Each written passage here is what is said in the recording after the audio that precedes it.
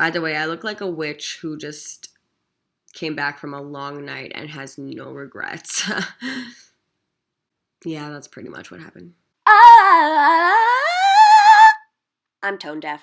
So for all of you who have been here for me, thick and thin, thank you. I see you, Johnny. So as for most of you know, I have been talking about starting a new series on my channel, and guess what? The day is finally here. Bam! So my brand new series is going to be all about Lush. And you might be thinking, hey, isn't Lush that store where you buy bath bombs? Well, guys, you know what? And ladies, Lush is far more than that, and I am here to pretty much lay down the scoop. The reason behind this new series is I always see people posting about Lush, whether it is their Lush hauls, when they like blow $300 on Lush products, where people just kind of like applying face masks, but never really talking about the ingredients and why you would want to choose that face mask for your specific skin. And also, I just know everything about Lush, goddamn. So I'm pretty much here to help you, like a motherfucking Lush guardian angel. Can we keep each other company? First and foremost, if you are super stoked about this new series and you would love to hear more about even like bath melts or, you know, like the fragrances at Lush, like why are they there? I thought I just wanted bath bombs. Definitely stay tuned, but today I'm pretty much just doing like a quick little intro before I post a video about the face masks next week. Or I might do cleansers next week. Nonetheless, once a week I will be posting a new video about a single category in the school. Wow. Let's just face it, like I mentioned, there is actually a lot of different categories in the Lush store itself. So I'm gonna break it down for y'all. Today I'm pretty much gonna really concentrate on what is Lush, why is it the way it is, and of course, where did it start from?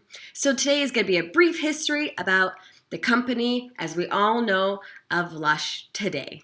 If you're not really interested in history, if it's not really your thing, and if you just want to see me goddamn apply face masks and cleansers all day long, then stay tuned, subscribe, I'll be up next week.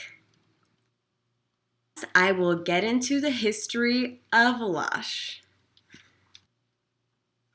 It all goes back to the early 70s, where Mark and Liz Weir both met in a salon. Mark Constantine was a trichologist, which is actually the study of the scalp, and also a cosmologist. Cosmologist? Liz was a beauty therapist, and they both worked in the tiny seaside town of Poole, England. They both decided they wanted to just do natural ingredients, so they both started their own company, Constantine and Weir. The company was formed in 1977. Mark Constantine and Liz Weir both started selling herbal products to small salons and to herbalists, where Mark's wife, Mo, actually was just making all the products in their kitchen with all natural ingredients, made by hand. So since the beginning of time, they've always wanted 100% vegetarian, 100% handmade, and of course, 100% non-animal testing. Their once tiny business became so successful because of Anita Roddick of The Body Shop, where she bought a ton of the products to sell in her store. Constantine and Weir began becoming so successful, they decided to open their very own salon, the Herbal Hair and Beauty Clinic, 29th Street in Poole. By the 80s, they became millionaires. Yeah, so imagine being a millionaire in the 80s and you're not a drug lord. That's pretty freaking awesome. They decided with all of this that they will start sending packages, and they started a company called Cosmetics to Go. Because of all their money and starting Cosmetics to Go, they went crazy with doing brand new things like bath bombs. Yeah, so bath bombs have been around for a long time, and they are the creators of it. They even began doing like crazy packaging and stuff. colorful catalogs, and never-before-seen items such as bath bombs, solid shampoo bars, and massage bars.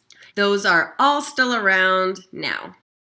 Because of their supernatural products, they even cut down on preservatives. So today when you go into a Lush store, you can find a few items that says self-preserving. After 6 years of such success, they came to an abrupt stop. They were bankrupt. Is bankrupt the right word? After pretty much no money for the company, they decided writing their today's specials on chalkboards, and that's why it is now a look you will see in every Lush store. That's why everything is black and white on a board. Crazy packaging was nowhere to be found since all the money went into buying fresh, quality ingredients. This was the beginning of our signature Lush look that still exists today. Now, when you walk around the store and find a bath bomb you really enjoy or a bubble bar, you place it in a little recyclable bag like this. Mine is quite wrinkly because I did have a bath bomb in this. On the side, you will see fighting animal testing, ethical buying, and naked.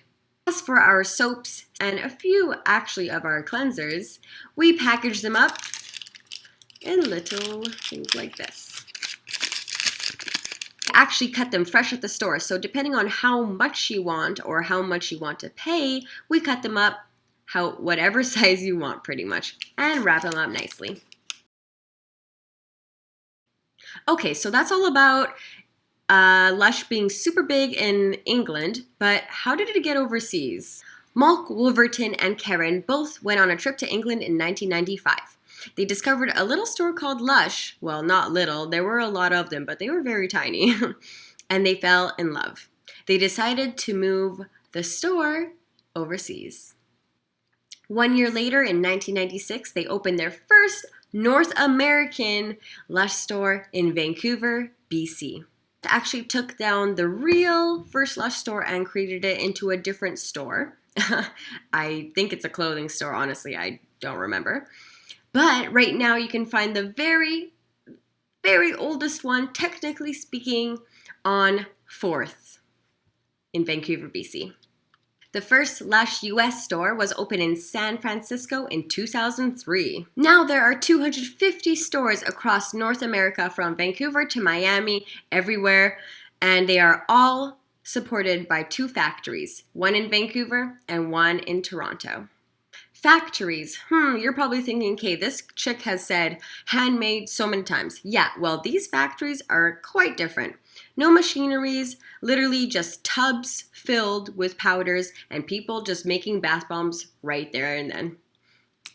On 30% of the Lush products, you can actually find a picture of who made it, when they made it, and when it expires. Because of Lush's values in fighting animal testing, they also actually run major campaigns. Last year, they were running the Shark Fin campaign, where there was a little soap with a fin at the top. This helped raise money for our oceans and our sharky friends.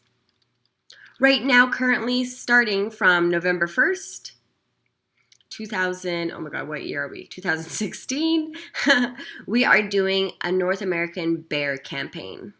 Supporting our bears, there's lots of people who are trophy hunters. If you're wondering what that is literally hunting the animal just to display it in your home. Where if it's the head of the bear or even a stuffed paw just to put as a trophy. We are raising money. If you buy a bath bomb or even sign paint, 100% goes to it. Lush also has a year-round charity pot. This charity pot raises 100% of its money to the Grassroots Foundation, which helps with environment, people, and animals. It is a very thick cream, but I will definitely talk about that in the lotion section. So thank you all for watching this awesome brief history of the famous store called Lush. If you are looking forward to seeing all the different products and me talking about them and how it's good for you, because that's very important, not every product is for everybody. So please subscribe, like, and let me know what was the coolest fact about Lush and what you didn't maybe know. Thank you so much. Bye!